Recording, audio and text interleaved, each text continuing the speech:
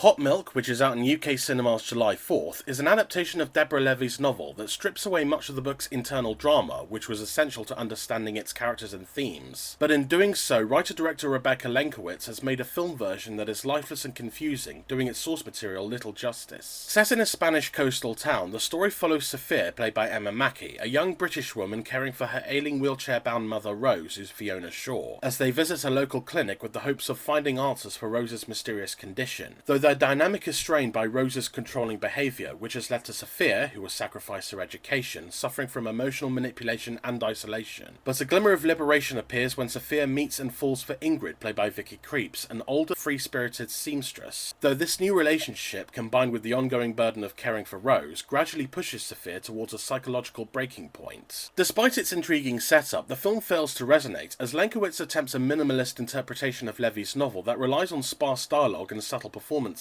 which falls flat without the novel's internal monologue to provide depth to this story or its characters, rendering the emotional and narrative context too thin, and making it hard to understand characters' motivations or invest in their arcs, leaving scenes meant to be emotionally charged feeling disconnected, robbing the story of urgency and meaning. Without key internal insights, emotional beats from the novel feel unearned, like Sophia's sudden outbursts, which feel random as there's little to suggest a build-up to such moments, which a bit more narration or clarity in dialogue would have been greatly helpful with understanding her mindset. But as is, Emma Mackey's Sophia is rendered too passive and indistinct, despite the actor's strong efforts, while Fiona Shaw's Rose ends up being the most fully realised character in the film, for her controlling nature at least makes sense within the limited context provided. Sophia's romance with Ingrid also suffers, because while both actors try their best, there's little chemistry or development between them, as things progress too quickly with little prior interaction, more a forced product of the script than organic storytelling. And Lenkowitz even frames early scenes in such a way that Ingrid appears possibly imaginary, showing up unannounced outside Sophia's window at night and interacting only with her. But these moments are later invalidated, making them seem awkward and oddly intrusive in hindsight. Fans of the novel looking for an emotionally rich adaptation will be disappointed by this 1.5-star take on Hot Milk, which strips away the book's thought-provoking themes and inventive storytelling, opting instead for a visual poem that fails to evoke any real feeling, leaving instead a cold, distant film that leaves viewers detached from its characters and unmoved by the story's psychological drama.